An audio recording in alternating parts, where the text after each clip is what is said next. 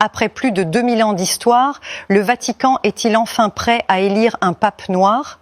La mort du pape François a ouvert la voie à l'une des décisions les plus marquantes de l'histoire de l'Église catholique. Et oui, il y a des noms africains puissants en lice.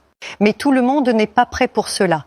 Il y a de la résistance, il y a de la peur et il y a du préjugé. Le monde accepterait-il un pape venu d'Afrique ? L'Église elle-même l'accepterait-elle ? Et vous, que pensez-vous d'un nouveau pape noir ? Commentez ici en bas, car dans cette vidéo, nous allons vous révéler tout ce qu'on ne veut pas que vous sachiez sur cette transition historique. Pendant plus de 2 millénaires, le commandement de l'Église est resté entre les mains de leaders européens. Ce n'est qu'en 2013 qu'une première exception est apparue. L'Argentin Jorge Mario Bergoglio, devenu le pape François. Et aujourd'hui, avec sa mort, un nouveau choix s'annonce. Et pour la première fois, véritablement, le monde tourne les yeux vers l'Afrique. Parmi les successeurs possibles, 3 noms africains se détachent. Le premier, c'est le cardinal Peter Turkson, originaire du Ghana. Considéré depuis longtemps comme un papabile, un éligible au trône de Saint-Pierre, Turkson est respecté pour son engagement dans les domaines de la justice sociale, de l'écologie et de la dignité humaine. Proche de François, il a dirigé le dicaster pour le développement humain intégral et incarne à lui seul une église tournée vers le monde réel, les conflits sociaux et les inégalités globales. Son profil modéré et diplomatique séduit de nombreux cardinaux. Vient ensuite Fridolin Ambongo, de la République démocratique du Congo. Archevêque de Kinshasa, Ambongo est une figure charismatique, active dans les luttes pour la paix, les droits humains et la défense de l'environnement. Il parle avec force, défend les exclus et représente une église jeune, dynamique, souvent persécutée mais toujours debout. Pour beaucoup, il incarne la suite naturelle du chemin tracé par François. Enfin, il y a Robert Sarah, originaire de Guinée. À 69 ans, il ne peut plus voter au conclave, mais peut toujours être élu. Il est le favori de l'aile conservatrice. Opposé à de nombreuses réformes de François, Sarah prône une église rigoureuse, centrée sur la liturgie et la tradition.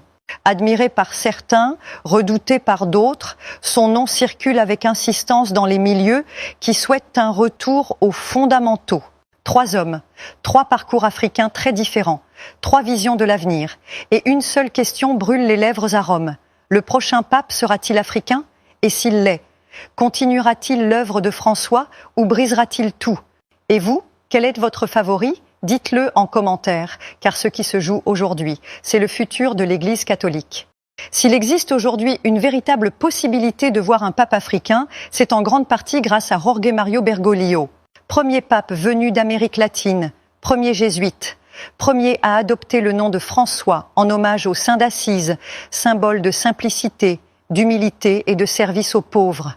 Dès les premiers jours, François a montré qu'il n'était pas intéressé par les fastes du pouvoir. Il a refusé les appartements pontificaux, abandonné les vêtements somptueux et choisi de vivre parmi les gens à la maison Sainte-Marthe. Il voulait, disait-il, une église pauvre pour les pauvres. Mais son geste le plus révolutionnaire a été d'ordre structurel. François a nommé des cardinaux venus de pays oubliés par le passé, du Pacifique, d'Asie et surtout d'Afrique. Il a donné à ces régions une voix au sein du conclave. Pas symbolique, réel. Et ce n'est pas tout. Dans ses voyages, François a exalté l'Afrique. Il l'a décrite comme un trésor, pas un problème. Il a dit « c'est dans les périphéries que bat le cœur de l'Église ». Il a parlé de racisme, d'exclusion, de colonialisme. Il a fait de l'Afrique une priorité. En d'autres mots, il a planté la graine, nourri le sol et mis un panneau prêt pour la moisson. Maintenant qu'il est parti, la moisson aura-t-elle lieu ? Si vous croyez que l'élection d'un pape est un acte purement spirituel, vous allez être surpris. Le conclave est une mécanique complexe, entre rituels sacrés et manœuvres politiques. Derrière les portes de la chapelle Sixtine, ce sont des alliances, des tensions, des négociations silencieuses qui déterminent l'avenir de l'Église. Et malgré l'héritage de François, la majorité des cardinaux électeurs vient encore d'Europe. Beaucoup d'entre eux ont grandi dans une église où pape rime avec Rome ou Italie. L'idée d'un pape africain, pour certains, c'est impensable.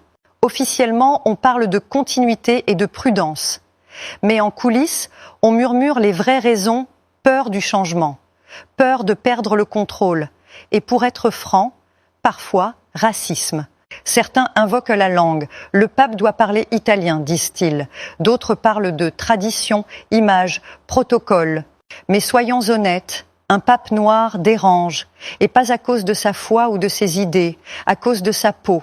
Choisir un pape africain, ce n'est pas juste un acte religieux, c'est une déclaration, un cri d'émancipation. François était improbable, et pourtant il a été élu. Alors, les improbables vont-ils gagner encore une fois ? Le conclave approche, les portes vont se fermer, et le monde va regarder. D'un côté, l'héritage d'un pape réformateur, humble et visionnaire. De l'autre, une structure ancienne, lourde, hésitante. Turkson, Ambongo, Sarah, 3 noms, 3 futurs, une seule église. Allons-nous voir, pour la première fois, un pape noir ? Et si oui, l'église sera-t-elle prête à l'accueillir ? Et le monde ? Et vous, le moment est-il venu ? Quel cardinal, selon vous, incarne le futur de l'église ? Dites-le dans les commentaires, partagez ce débat, parce que ce n'est pas seulement un tournant pour le Vatican, c'est un tournant pour l'humanité.